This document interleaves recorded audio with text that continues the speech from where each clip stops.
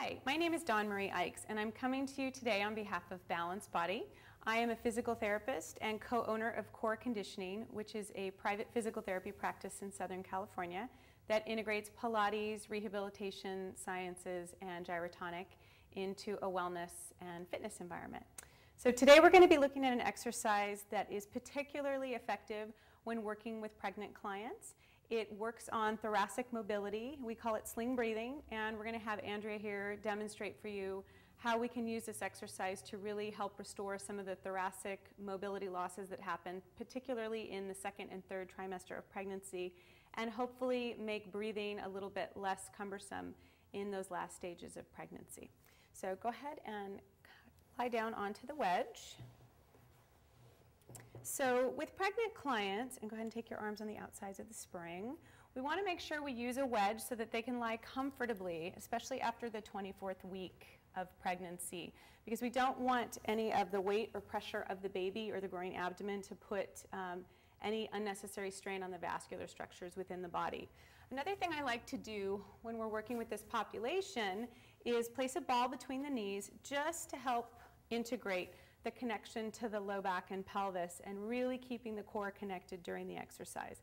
So what I'm going to have her do to start is just breathe into the springs. And I don't want you to think about using your transverse abdominis or isolating any of your core muscles. Just go ahead and breathe.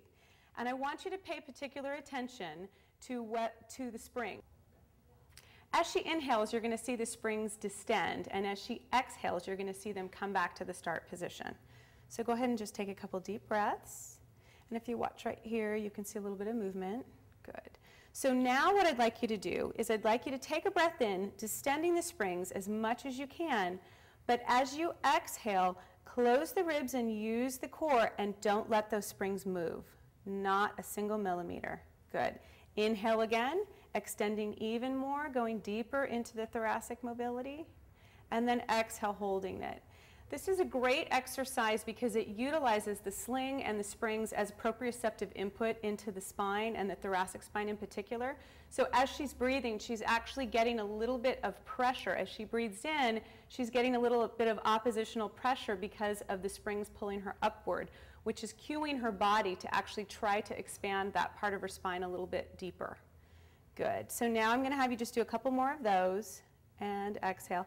And you'll notice, although we didn't talk about it, that she's in a neutral pelvic alignment. Even though she's on a wedge, we're still looking at maintaining the three natural curves of her back. She's got a little bit of a lordotic curve in her neck and a little bit of a lordotic curve in her back, and her pelvis is in a nice neutral position.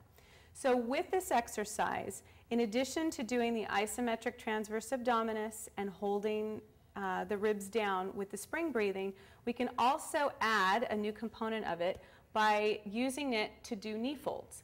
So the next part, she's going to take a breath in and distend the springs. As she exhales, she's going to bring her right leg up to tabletop without the springs moving.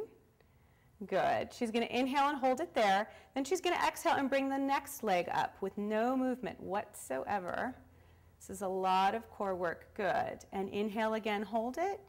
And exhale, lower the right leg down. And inhale and exhale, lower the left. So let's do one more set of that. I'm going to let you do your own breathing. Inhale and bring the leg up. And notice that she's not hiking her hip, she's not shifting her pelvis, we're not seeing any movement in the springs. And now the other leg.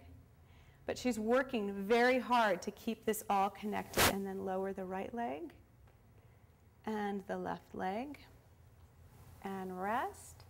Good. I also like to take this opportunity from time to time when clients are in this position, especially if they're rounding in their shoulders.